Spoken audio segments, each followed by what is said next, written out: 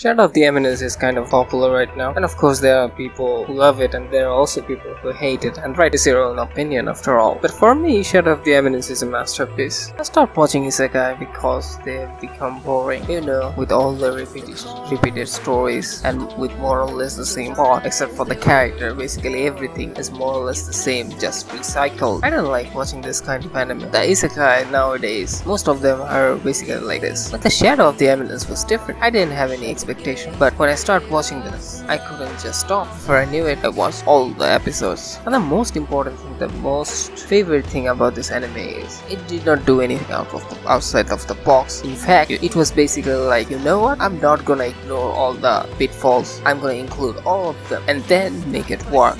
And they did. The Shadow of the Eminence was great despite all the cliche, everything. This only happens when the people who are making it knows exactly what they're doing. They included pitfalls and also made it work. If you ask me to tell you a few reasons why the Shadow of Eminence should not work, I can give you more than 10. The story wasn't mind-blowing or anything, but it was decent. The plot was interesting, the fights were badass, and the visuals are stunning. There were comedy, bit of romance interest. So basically a package of everything.